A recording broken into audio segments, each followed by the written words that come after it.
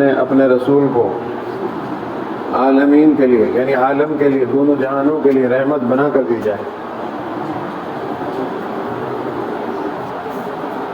اللہ کے رسول صلی اللہ علیہ وسلم کو کسی کی ادنا سے ادنا تکلیف بھی گوارا نہیں تھی۔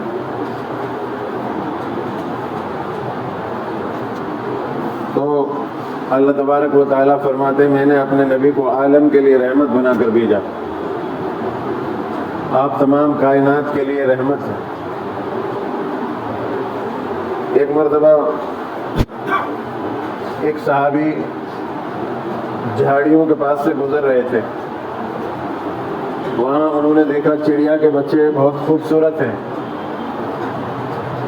انہوں نے ان چڑیا کے بچوں کو پکڑا اور ان کو لے کر آنے لگے تو ان کی ماں ان کے سر پر منڈلانے لگی کہ میرے بچوں کو چھوڑ دو، مطلب یہ تھا چڑیا کا۔ لیکن اس صحابی کو وہ بچے بہت خوبصورت لگے اور ان کو لے کر آ گئے، چھوڑا نہیں۔ تو نبی صلی اللہ علیہ وسلم کے پاس لے کر آئے ان بچوں کو کہ جی بہت خوبصورت بچے ہیں چڑیا کے۔ تو آپ نے فوراً فرمایا بچوں کو ماں سے جدا کرنا بہتر نہیں ہے، جہاں سے تم نے ان کو پکڑا ہے وہیں ان کو جھاڑیوں میں چھوڑ کر آؤ، تم نے ان کی ماں کو پریشان کیا۔ آپ صلی اللہ علیہ وسلم دیکھو پرندوں کے لیے بھی رحمت ہے، فوراً آپ نے اپنے ساتھیوں سے فرمایا جاؤ اس چڑیا کے بچوں کو وہیں چھوڑ کر آؤ جہاں سے تم نے پکڑا تھا۔ تو ہمارے نبی صلی اللہ علیہ وسلم پرندوں کے لیے بھی رحمت ہے۔ ان واقعات کے سنانے کا مقصد یہ ہوتا ہے کہ ہم بھی اپنے نبی کے طریقوں پر زندگی گزاریں، اپنے نبی کے طریقوں کو لوگوں کو بتائیں کہ نبی صلی اللہ علیہ وسلم کے یہ طریقے ہیں۔ آج ہمارے پاس اسلام نہیں ہے، قرآن اور حدیث میں اسلام لکھا ہے لیکن مسلمانوں کے پاس اسلام نہیں ہے۔ آج اگر تمام مسلمان نبی صلی اللہ علیہ وسلم کا طریقہ اختیار کر لیں تو دنیا میں خیر آ جائیں، برکتیں آ جائیں اور رحمتیں نازل ہوں، دنیا میں امن آ جائے۔ لیکن ہم صرف مسلمان نام رکھے ہوئے ہیں لیکن ہمارے پاس اسلام کا طریقہ نہیں ہے ہماری زندگیوں میں۔ ضرورت اس بات کی ہے کہ ہم جو ہے اپنے نبی کے اصولوں پر چلنے والے بن جائیں۔ ایک مرتبہ مکہ میں بہت زیادہ سیلاب آیا اور طوفان آیا جس سے بیت اللہ کی دیواریں منہدم ہو گئی۔ تو جب سیلاب ختم ہوا تو بیت اللہ کی تعمیر دوبارہ کی گئی، تو اس میں دیوار میں حجر اسود کو لگانے پر عرب میں مکہ کے اندر جھگڑا ہو گیا۔ ہر آدمی اور ہر قبیلہ مکہ کا یہ چاہتا تھا کہ حجر اسود کا جو پتھر ہے اس کو دیوار میں ہم رکھیں گے، دوسرا قبیلہ کہتا ہے میں رکھوں گا۔ سرداروں میں قبیلوں میں آپس میں اتنا کہن سنن ہو گئی، قریب تھا کہ تلواریں نکل جاتی۔ نبی رحمت صلی اللہ علیہ وسلم کو معلوم ہوا تو آپ صلی اللہ علیہ وسلم درمیان میں آئے اور فرمایا ایسا ہے اس پتھر کو وہ رکھے گا جو کل صبح سب سے پہلے بیت اللہ میں داخل ہوگا، صبح کے وقت میں جو سب سے پہلے آئے گا وہی قبیلہ یا وہی سردار اس پتھر کو، حجر اسود کے پتھر کو دیوار میں رکھے گا۔ اس بات پر مکہ کے تمام سردار اور قبیلے متفق ہو گئے کہ محمد صلی اللہ علیہ وسلم کی بات صحیح ہے، اس کو مانا جائے اور کل کا انتظار کیا جائے کہ جو آدمی صبح کے وقت میں کل پہلے داخل ہوگا وہی اس پتھر کو دیوار میں رکھے گا۔ سب کے بات سمجھ میں آ گئی۔ ہمارے نبی کی حکمت دیکھیے، لڑائیوں کو کس طریقے سے آپ نے ختم کیا۔ ہم لڑائی کو اکسائیں نہیں، جھگڑوں کو ہوا نہ دیں، کوئی بات سنیں تو اس کو دبائیں۔ اگر دو آدمیوں میں جھگڑا ہو رہا ہے صلح کراؤ ایمانداری سے، اکساؤ نہیں۔ ایک کا ساتھ دینا، ایک کو جو ہے محروم کرنا، یہ بہت غلط بات ہے، اسی سے عداوتیں دشمنیاں پیدا ہوتی ہیں۔ سب کے ساتھ انصاف ہو۔ چاہے ہماری برادری کا ہو آدمی، چاہے غریب ہو، چاہے بہار کا ہو، چاہے بنگال کا ہو، چاہے یو پی کا ہو، چاہے اتر کا ہو، چاہے دکن کا ہو، قبیلوں میں نہ بٹیں، فرقوں میں، جماعتوں میں تقسیم نہ ہو۔ آج برادریت بہت زیادہ، عصبیت بہت زیادہ، علاقائیت بہت زیادہ، کہ میرا علاقے کا ہے یہ، اس نے غلط کیا ہے تو اس کی حمایت کریں گے ہم لوگ، یہ غلط بات ہے۔ جس نے جرم کیا ہے، غلطی کی، اس کی سزا اس کو ملنی چاہیے۔ اسلام یہ ہے میرے بھائیوں۔ بہرحال آپ صلی اللہ علیہ وسلم نے یہ فیصلہ کیا، تمام سردار مکہ کے لوگ، قبیلے سب راضی ہو گئے کہ جو کل صبح بیت اللہ میں سب سے پہلے آئے گا وہی اس حجر اسود کو رکھے گا۔ جب کل صبح آئی، سب سے پہلے آپ صلی اللہ علیہ وسلم بیت اللہ میں آ چکے تھے، اور قبیلوں کے لوگ اور سرداران مکہ بعد میں پہنچے۔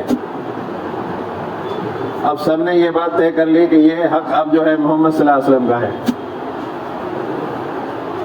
اگر آپ چاہتے تو آپ کا حق تھا، سب متفق ہو گئے تھے، فیصلہ بھی ہو چکا تھا، آپ چاہتے تو اپنے ہاتھ سے اس حجر اسود کو رکھ دیتے، لیکن آپ نے حکمت اختیار کی۔ آپ نے فرمایا ایک بڑی سی چادر لے کر آؤ۔ چنانچہ ایک چادر لے کر آئی گئی۔ پھر آپ نے تمام قبیلے کے لوگوں کو بلایا کہ آپ اس کونے کو پکڑو، آپ اس کونے کو پکڑو، آپ یہاں ہاتھ لگاؤ۔ تو سارے سرداروں کو شامل کر لیا، اور پھر حجر اسود کا پتھر اپنے ہاتھ سے اٹھایا، چادر میں رکھا، اور پھر تمام قبیلے کے لوگوں سے کہا کہ تھوڑا تھوڑا ہاتھ سب لگاؤ اور بیت اللہ کی دیوار تک اس کو لے کر چلو۔ اب سب راضی ہو گئے، سب نے چادر میں ہاتھ لگایا، سارے لوگ بیت اللہ تک حجر اسود کو لے کر آئے۔ جس جگہ اس کو نصب کرنا تھا، رکھنا تھا، جب وہاں پہنچے تو آپ نے اپنے ہاتھ مبارک سے حجر اسود کو اٹھایا اور وہاں نصب کر دیا۔ اس طرح سے اللہ کے رسول صلی اللہ علیہ وسلم کی حکمت سے جھگڑے ہوتے ہوتے اور لڑائی ہوتی ہوتی، جو تلواریں نکلنے والی تھی، جس کام پر لڑائی ہونے جا رہی تھی، آپ نے اس طرح سے اس لڑائی کو ختم کیا حکمت کے ساتھ۔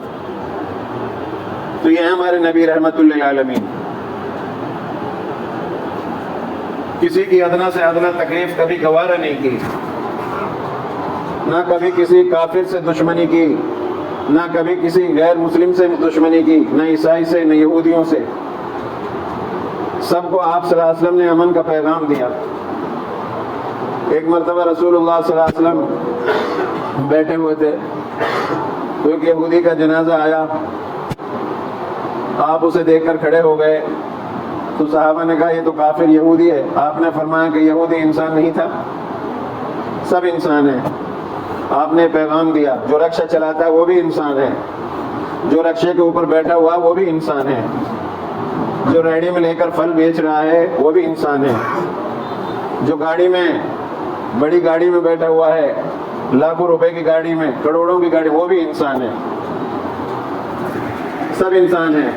اگر کوئی انسان بڑا ہے تو وہ ہے، اگر کسی کا مرتبہ بڑا ہے اللہ کی نظر میں تو وہ ہے جو متقی زیادہ ہے، جو پرہیزگار زیادہ ہے، جو اللہ کے حکموں پر چلتا ہے، نبی کی سنتوں کو اختیار کرتا ہے، چاہے وہ ادنا سے ادنا خاندان کا کیوں نہ ہو، یہ اللہ کی نظر میں بڑا ہے۔ بڑا نہ پیسے سے ہوتا ہے، نہ کارخانوں سے، نہ میلوں سے انسان ہوتا ہے۔ انسان بڑا بنتا ہے ایمان اور عمل اور اخلاق سے۔ ہم جو ہے اپنے اندر اپنے ایمان کو بنائیں اور اخلاق اپنے اندر پیدا کریں، نبی کی سیرتوں کو اپنائیں، سنتوں کو زندہ کریں گے انشاءاللہ۔ ایک بار درود شریف پڑھ لو۔ اللہ تعالیٰ کا ارشاد ہے، اے لوگو تمہارے لیے رسول کی سیرت نمونہ، عمدہ نمونہ موجود ہے قرآن مجید کے اندر۔ رسول اللہ صلی اللہ علیہ وسلم کی جو سیرت ہے وہ بہترین نمونہ ہے تمہارے لیے۔ لقد کان لکم فی رسول اللہ اسوۃ حسنہ، تم سب کے لیے زندگی گزارنے کے جو بہترین نمونہ اور طریقہ ہے وہ محمد رسول اللہ صلی اللہ علیہ وسلم کے طریقے ہیں۔ جو آدمی اپنے نبی کے طریقے کے خلاف زندگی گزارے گا وہ ہرگز منزل مقصود تک نہیں پہنچ سکتا۔ کتنا ہی امیر ہو لیکن ہمارا زندگی گزارنے کا طریقہ ہمارے نبی کے طریقے کے خلاف ہے تو ہم نہ دنیا میں سکون سے، اطمینان سے رہ سکتے ہیں، نہ آخرت میں رہیں گے چین سے، وہاں بھی ناکام ہو جائیں گے۔ ذنون مصری کہتے ہیں کہ اللہ تعالیٰ سے محبت کی علامت میں سے ایک علامت یہ ہے کہ انسان رسول اللہ صلی اللہ علیہ وسلم کی عادات، آپ کے افعال، احکام اور آپ کی سنتوں کی پیروی کرے۔ ایک ایک سنت کو ہم لوگ زندہ کریں، سنتوں سے محبت کریں، اپنے نبی سے سب سے زیادہ محبت ہو۔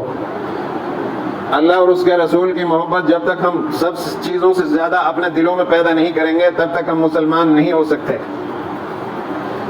بیوی سے، بچوں سے، اور یہ تمہارے جو مال اور تمہارے جو خزانے ہیں اور تمہارے کام ہیں، جو بڑے بڑے شو روم ہیں، بلڈنگیں ہیں، اور تمام چیزوں سے زیادہ جب تک تمہارے دلوں میں اللہ اور اس کے رسول کی محبت پیدا نہیں ہوگی تم مسلمان نہیں ہو سکتے۔ ہمارے نبی کی بات غلط نہیں ہو سکتی، دنیا کی باتیں غلط ہو سکتی ہیں۔ طہارت کی حالت میں رہنے کے لیے سونے سے پہلے وضو کرنے کا مشورہ دیا جاتا ہے۔ اللہ کے رسول صلی اللہ علیہ وسلم کا یہ حکم ہے کہ سونے سے پہلے وضو کر لو، چونکہ سوتے وقت ہماری روح اللہ کے تخت پر اٹھ کھڑی ہوتی ہیں، اور اگر ہم وضو کی حالت میں ہیں تو ہماری جانوں کو اللہ کے سامنے سجدہ کرنے کی اجازت ہوگی۔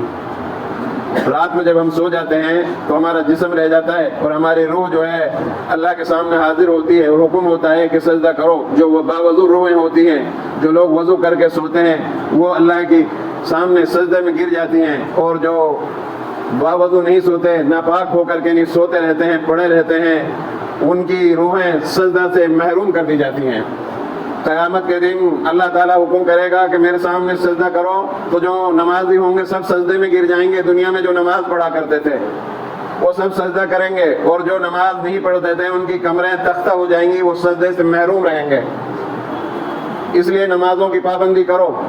نبی کی آنکھوں کی ٹھنڈک نماز میں ہے، جنت کی کنجی یہ نماز ہے۔ نماز شیطان کا منہ کالا کر دیتی ہے۔ نماز دین کا ستون ہے۔ جو نماز قائم کرے گا دین کو قائم رکھے گا، جو نماز نہیں پڑھے گا دین کو بھی برباد کر دے گا۔ آج جو مجمع دکھائی دے رہا ہے یہ وہ مجمع ہے جس پر 5 نمازیں فرض ہیں، لیکن صرف جمعے میں یہ مجمع آتا ہے، اور جمعے میں بھی بس آیا جب امام نے اللہ اکبر کہا اور پھر السلام علیکم جب کہا تو چلے گئے۔ صحابہ کے زمانے میں، اسلاف کے زمانے میں جامع مسجدوں میں جمعے کے دن صبح سے ہی ازدحام ہوتا تھا۔ کوئی ذکر میں تھا، کوئی قرآن کی تلاوت میں، کوئی اعتکاف میں، کوئی تسبیحات، سب لگے رہتے تھے جب تک جمعے کی نماز سے فارغ نہ ہو جاتے تھے۔ آج ہمارے یہاں جمعے کا بھی اہتمام نہیں رہا، غفلت سے پڑے ہوئے ہیں ابھی بہت سارے لوگ۔ حضرت انس رضی اللہ تعالیٰ عنہ فرماتے ہیں، اللہ کے رسول صلی اللہ علیہ وسلم نے فرمایا، جس شخص نے میری سنت کو محبوب رکھا اس نے مجھ کو محبوب رکھا، اور جس نے مجھ کو محبوب رکھا وہ جنت میں میرے ساتھ ہوگا۔ رہنا چاہتے ہو اللہ کے رسول صلی اللہ علیہ وسلم کے ساتھ جنت میں؟ پڑوس میں جگہ چاہتے ہو؟ نہیں چاہتے؟ چاہتے ہیں نا؟ تو آپ صلی اللہ علیہ وسلم کی سنت کو زندہ کرو۔ ہمارے چہرے جو ہے نا ان پر داڑھی ہو۔ بہت دن گزر گئے، اب دوسرے یہودی اور عیسائیوں کا طریقہ اختیار کرتے کرتے میرے نبی کی سنت کو زندہ کر لو۔ میرے نوجوان بچوں، انشاءاللہ ارادہ کرو کہ ہم جو ہے اپنی ٹوپی کو سر پہ رکھیں گے اور چہرے پر داڑھی لگائیں گے۔ اللہ کے رسول صلی اللہ علیہ وسلم نے فرمایا کہ اللہ نے مردوں کو داڑھی سے زینت دی، عورتوں کو چوٹی سے زینت دی۔ حضرت ابو ہریرہ رضی اللہ تعالیٰ عنہ فرماتے ہیں کہ رسول اللہ صلی اللہ علیہ وسلم نے فرمایا، میری امت کے بگڑنے اور فساد کرنے کے وقت جس شخص نے میری سنت کو مضبوطی سے پکڑا اس کو 100 شہیدوں کے برابر ثواب اللہ عطا فرمائے گا۔ ایک سنت کو اگر کسی نے ایسے وقت میں جو فساد کا زمانہ ہے، بگڑنے کا زمانہ ہے، زندہ کیا تو اس کو 100 مرتبہ شہید ہونا اللہ کے راستے میں، اتنا ثواب اللہ اس کو عطا فرمائے گا۔ کوئی معمولی ہے 100 مرتبہ، ایک مرتبہ مر گیا آدمی اللہ کے راستے میں، کتنا بڑا درجہ اس شہید کا، اور اس کو ایسا ثواب ملے گا جو 100 مرتبہ شہید ہوا ہو اللہ کے راستے میں، ایک سنت کو زندہ کرنے پر۔ ایک سنت زندہ کرو گے تو اتنی برکتیں آئیں گی زمین پر، جیسے 40 سال تک اپنے وقت پر کھیتی ہوتی رہے، بارش ہوتی رہے اپنے وقت پر اور کوئی محنت نہ کرنی پڑے، 40 سال تک اپنے وقت پر برسات ہوتی رہے اور لوگوں کو فائدہ ہوتا رہے، کتنی خیر و برکت ہوگی 40 سال میں، کیونکہ اتنی ایک سنت کو زندہ کرنے پر اللہ برکت زمین پر نازل فرماتا ہے۔ حدیث پاک میں آتا ہے، جس نے میری سنت کی حفاظت کی تو اللہ تعالیٰ 4 باتوں سے اس کا اکرام فرمائے گا۔ ایک، نیک لوگوں کے دلوں میں اس کی محبت پیدا کر دے گا جو سنتوں کو زندہ کرے گا۔ ایک، اس کی محبت، اس کی نیک لوگوں کے دلوں میں اس آدمی کی محبت اللہ پیدا کر دے گا، نیک لوگ سب اس سے محبت کریں گے جو سنتوں کو زندہ کرے گا۔ دوسرا، فاجر بدکار لوگوں کے دلوں میں اس کا رعب ڈال دے گا۔ مسلمان پٹ رہا ہے، آج جگہ جگہ پٹ رہا ہے، ہمارا پہچان ہی نہیں ہے. صحابہ نہیں پٹے، صحابہ نے لباس نہیں چھوڑا. کسرا کے دربار میں گئے، انہوں نے کہا کہ نہیں، آپ یہ کپڑے نہیں پہن کے جا سکتے. مگر نہیں جائیں گے تو انہیں کپڑوں میں جائیں گے، نہیں تو ہمیں جانا ملنا اس سے گوارا ہی نہیں ہے. اندر گئے، بات چیت کی، کسرا سے بات نہیں بنی، واپس آ گئے. وقت آیا، وہ کہہ کر چلے تھے کہ کسرا تم نے اپنے ملک کی زمین ہمیں دے دی ہے، ہم تم سے یہ ملک لے کے رہیں گے. عمر فاروق کے زمانے میں کسرا کے تاج و تخت مسجد نبوی کے صحن میں پڑے ہوئے تھے. جو اللہ کا ہو جاتا ہے اللہ اس کا ہو جاتا ہے. آج ہم اللہ کے بنے ہی نہیں ہیں، اللہ کے ہوئے ہی نہیں ہیں. اللہ نے ہمیں دوسروں کے سامنے ڈال دیا کہ تم ان سے مانگتے رہو، اپنی ضرورتیں ان سے مانگتے رہو. مسلمانوں میں کتنے منافق ہیں، منافق کتنے ہیں ہمارے اندر، کتنے مخبر ہیں ہمارے اندر، ہر بات ہماری پتہ ہے. فاضل لوگوں کے دلوں کے اندر اللہ اس کا روب ڈال دے گا. تیسرا، رزق میں کشادگی کرے گا. چوتھا، دین میں پختگی نصیب فرمائے گا. حضرت عبداللہ ابن عمر رضی اللہ تعالیٰ عنہ جب مدینہ پاک سے مکہ مکرمہ جاتے تو ایک درخت کے نیچے آرام فرمایا کرتے تھے. کسی نے اس کی وجہ پوچھی تو آپ نے رضی اللہ تعالیٰ عنہ نے فرمایا کہ میں نے آپ کو یہاں آرام فرماتے دیکھا تھا، اس لیے میں بھی آپ کی اتباع کرتا ہوں. ایسی تھی، یہ تھی اتباع، یہ تھی محبت. نبی صلی اللہ علیہ وسلم جب مدینہ سے مکہ جاتے تھے تو راستے میں کوئی درخت پڑتا تھا، اس کے نیچے تھوڑی دیر آرام فرمایا کرتے تھے. عمر رضی اللہ تعالیٰ عنہ کے بیٹے آپ کے بعد میں جب مکہ سے مدینہ جاتے تو اس درخت کے نیچے ضرور آرام فرمایا کرتے. لوگوں نے معلوم کیا آپ یہاں آرام کرتے ہیں، اس کی وجہ کیا ہے؟ کیونکہ یہاں میرے نبی بھی آرام فرمایا کرتے تھے، اس لیے میں بھی ایسا کرتا ہوں. کرو گے اللہ کے نبی صلی اللہ علیہ وسلم کا اتباع، سنتوں کو زندہ کرو گے. اگر تم سنتوں کو زندہ کرو گے تو دنیا میں تمہاری اللہ لوگوں کے دلوں میں عزت پیدا فرما دے گا. کوئی تمہارا کچھ بھی باقا نہیں کر سکے گا، بال بھی بیکا نہیں کر سکے گا. جھوٹ سے بچیے گا، غیبت سے بچیے، چغل خوری سے بچیے، زنا سے بچیے، شراب سے بچیے اور آپس کی لڑائیوں سے بچیے. ہماری جو دنیا میں پست یہ نیچے میں جو ہم جا رہے ہیں، یہ وجہ یہ ہے کہ آپس میں نا اتفاقی، لڑائی جھگڑے، تفریق اور قرآن سے دوری. صبح شام قرآن کی تلاوت کریں، سلام کو عام کریں، غریب محتاجوں کو کھانا کھلائیں اور جو ہے کمزوروں کی مدد کریں. امن کے ساتھ، عدل کے ساتھ، انصاف کے ساتھ زمین پر رہیں، جھگڑوں کو شہ نہ دیں. ہم اس ملک کو چاہتے ہیں کہ یہ امن کا، عدل کا گہوارہ بن جائے، جنت بن جائے. امن کی، عدل کی، انصاف کی یہ ملک جو ہے جنت بن جائے. امریکہ میں دیکھ رہے ہو عذاب آ رہا ہے کس قدر، آپ لوگوں کو پتا ہوگا کس قدر عذاب آ رہا ہے. میں دیکھ رہا تھا کہ اس قدر تیز ہوائیں چل رہی ہیں کہ بڑی بڑی بلڈنگیں اوپر اڑ رہی ہیں. جو لوگ یہ کہتے ہیں قیامت نہیں آئے گی، وہ اس سے عبرت حاصل کریں. جب قیامت آئے گی تو یہ پہاڑ، یہ بڑی بڑی بلڈنگیں، عمارتیں، یہ زمین اور آسمان روئی کے گالوں کی طرح اڑتے پھریں گے. قیامت آنی ہے، مرنے کے بعد دوبارہ زندہ ہونا ہے. جو ہم نے کیا اس کا حساب اللہ کو چکانا ہے. نیک کام کرو، برے کاموں سے بچو، بچوں کو تعلیم دلاؤ، ڈاکٹر بناؤ اپنے بچوں کو، انجینئر بناؤ، IAS اور IPS، زیادہ سے زیادہ لوگوں کی خدمت کرو. جو ڈاکٹر ہیں وہ مخلوق کی خدمت کریں، قصائی نہ بنیں.